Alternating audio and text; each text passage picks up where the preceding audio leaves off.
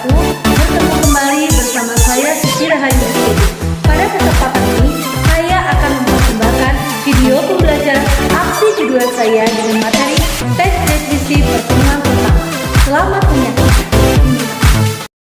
Assalamualaikum warahmatullahi wabarakatuh.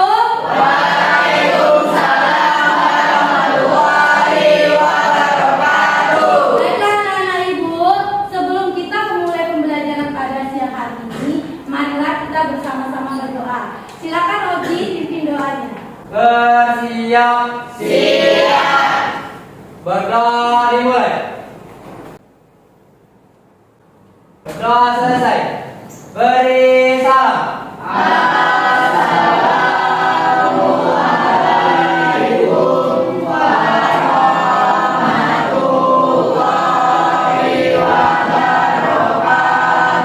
Waalaikumsalam warahmatullahi wabarakatuh. Selamat siang anak-anak ibu. Siap, Bu. Bagaimana kabarmu hari ini? Baik, Bu. Alhamdulillah kita selalu diberikan kesehatan sehingga kita masih diberi kesempatan untuk belajar pada siang hari ini. Baik anak-anak ibu, sebelum kita memulai pembelajaran, ibu ingin motivasi kamu dulu nih. Seperti biasa, kita bernyanyi bersama-sama ya. Setuju? Setuju. Oke, silakan kamu berdiri. Oke,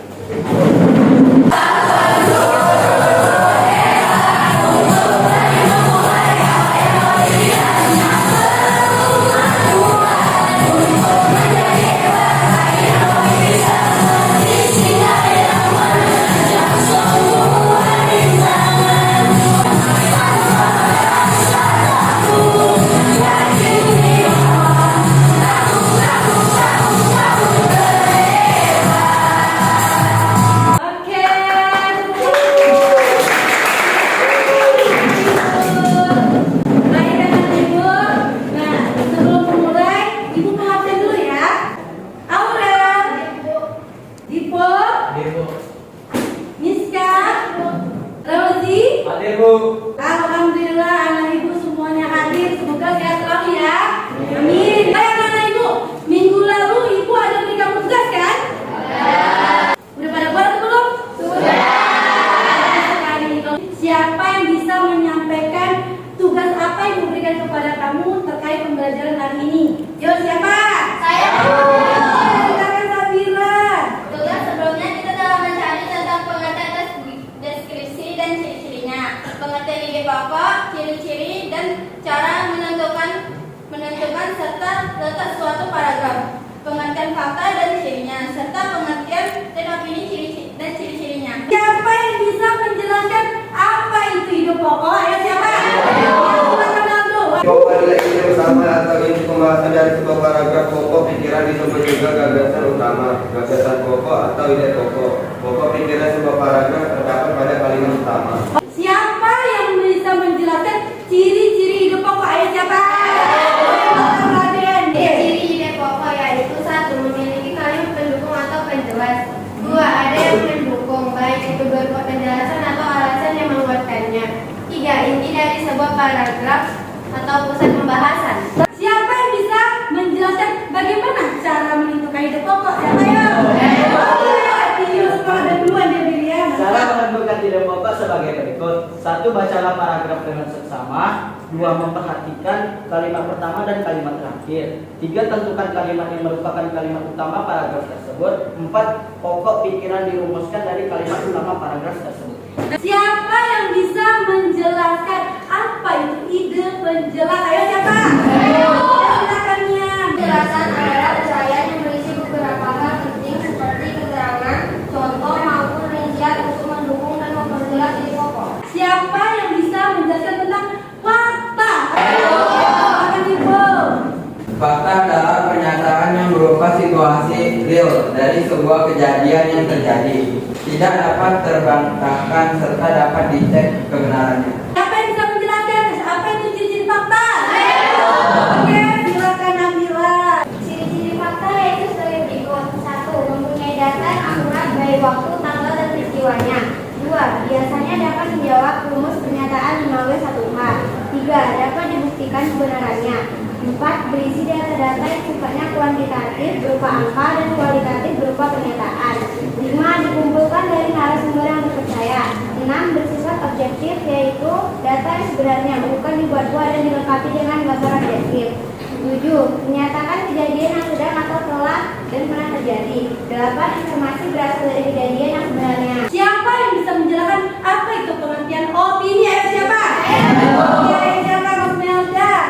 Pendapat seorang mengenai sebuah keadaan yang pernah ataupun belum terjadi. Opini sangat dipengaruhi oleh perasaan, pemikiran, perspektif, keinginan, sikap, pemahaman, keyakinan setiap individu. Jadi, opini antara satu orang dengan orang lainnya cenderung tidak sama sebab dipengaruhi pola pikir, pengetahuan, serta lingkungan dalam menanggapi suatu persoalan. Siapa yang bisa menyebutkan apa saja ciri-ciri dari opini? Ayo siapa? Silakan Madisika. Ciri-ciri opini yaitu 1. Informasi yang disampaikan belum ada pembuktiannya. 2. Tidak memiliki narasumber. 3. Berisi pendapat tentang peristiwa yang terjadi. 4. Tidak dapat dibuktikan kebenarannya. 5. Bersifat subjektif dan biasanya disertai dengan pendapat, saran, dan uraian yang menjelaskan. 6. Biasanya ditandai dengan penggunaan kata-kata. Bisa jadi, sepertinya, mungkin, seharusnya, sebaiknya. 7. Menunjukkan peristiwa yang belum pasti terjadi atau terjadi pada kemudian hari. 8. Merupakan pikiran atau pendapat seseorang maupun kelompok. Oke, tepuk tangan buat Madisika ya. Ibu sangat bangga sama kamu karena kamu sudah menjelaskan dan menyampaikan informasi terkait pembelajaran hari. Nah sekarang Ibu akan menjelaskan atau menyampaikan kepada kamu potensi awal dan juga acuan pembelajaran atau tujuan pembelajaran kita pada hari ini.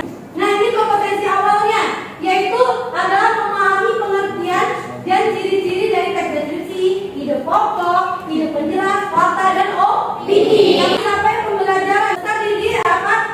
Mampu menganalisis pengertian atau mengevaluasi informasi berupa gagasan, pikiran, perasaan, kemudian pandangan, arahan, atau pesan yang akurat dari berbagai tipe teks, baik audiovisual maupun audio. Juga bentuk monolog, dialog, dan gelar bicara.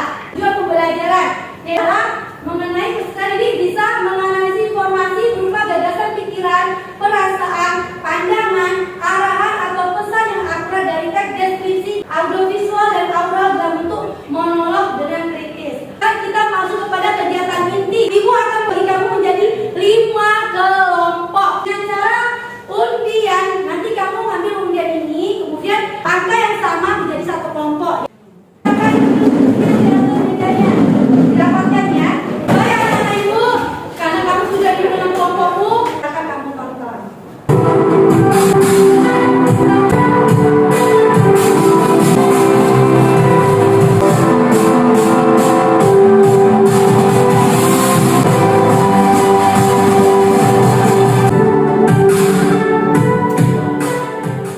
Oke, kamu tadi menonton tempatnya apa namanya? Mana letaknya yang paling dulu? Mana? Di rela. Sekarang ibu akan bertiga sama kamu LKPJ. Ini sudah ada teksnya ya mengenai Pantai Melur dengan keindahannya segala macamnya semua ada di teks ini. Silakan kamu amati bersama kelompokmu. Nah, bisa dipahami tugasnya ya? Nah, apa yang kamu cari di situ? Ide, di pokok itu apa lagi? Ide penjelas apa lagi? Fakta dan opini. Ya, silakan kamu diskusi sama kelompokmu.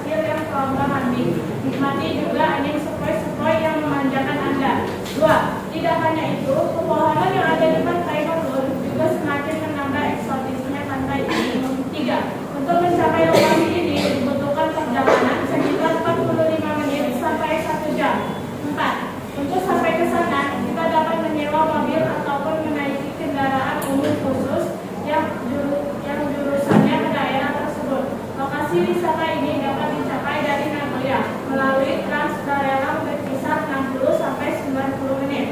Pada paragraf kedua, semua kalimat merupakan ide penjelas, jadi kami tidak ada menemukan ide pokoknya. Fakta 1. Untuk mencapai lokasi ini dibutuhkan perjalanan sekitar 45 menit sampai 1 jam. 2. Untuk sampai ke sana, kita dapat menyewa mobil ataupun menaiki kendaraan umum khusus dan jurusannya ke daerah tersebut. Lokasi wisata ini dapat dicapai dari Nagoya melalui Trans Barela berkisar 60 sampai 90 menit. Opini, sepanjang mata Anda memandang, luasnya hamparan pasir putih tersaji bersama gelombang kecil yang terombang-ambing.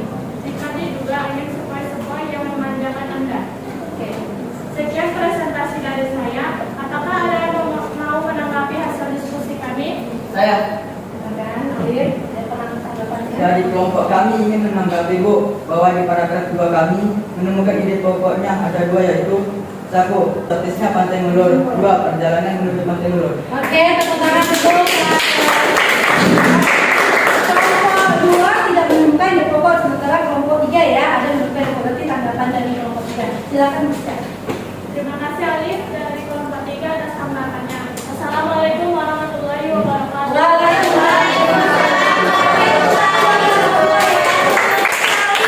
Ibu, kamu sudah mempresentasikan semua ya hasil diskusi dari perwakilan kelompok masing-masing ya. Coba kamu lihat dengan jawaban kamu, kita akan koreksi ya. Kira-kira jawaban kamu sesuai apa tidak? Paragraf kedua, sama apa tidak? Nah, cocok apa tidak? Di sini ada eksotisnya Pantai Mulur, perjalanan menuju Pantai Mulur, ini ada ide pokoknya. Sama? Sama. Oke, kalau sama kamu centang silakan. Apa ada yang jawabannya tidak ada? Kelompok mana? Kelompok 2 apa yang tidak ada? Ide pokoknya tidak ada. Oh, berarti 1 ya. Nah, berarti skornya sebenarnya sama dari kamu. Kita sama-sama mengoreksi di mana salahnya yang kamu tentukan. Silakan kumpulkan semua. Satu poin siapa? Kumpul ke saya. Dan yang lain mohon kursinya diatur kembali duduk seperti semua ya. Kita sudah di penghujung yang habis dan berakhir pembelajaran kita. Ibu ingin bertanya siapa yang bisa menyimpulkan pembelajaran kita? Oke, silakan ya. Pembelajaran hari ini mengenai menemukan ide pokok, ide penjelas, fakta, dan opini pada teks revisi. Siapa yang bisa ya mengaitkan pembelajaran hari ini dengan kehidupan kita sehari-hari? Silakan Putri. Ada keterkaitannya karena dari cerita tersebut kita mengetahui bahwa Pantai Mulur merupakan salah satu tempat wisata yang terdapat di Batam dengan kealamian dan keindahannya, sehingga menarik untuk kita kunjungi bersama keluarga saat mengisi waktu liburan. Jadi intinya kita juga bisa membuat deskripsi berdasarkan objek atau tempat yang kita sukai dan kunjungi. Oke, tepuk tangan buat Putri ya. Semua teman-teman kamu tadi teman sudah menyimpulkan, sudah juga mengaitkan kehidupan sehari-hari. Sekarang Ibu ingin tanyakan kembali, apakah kamu sudah paham dengan pembelajaran hari ini? Sudah. Apakah kamu sudah paham dengan pembelajaran hari ini? Maka kamu wajib mengisi jurnal refleksi ya.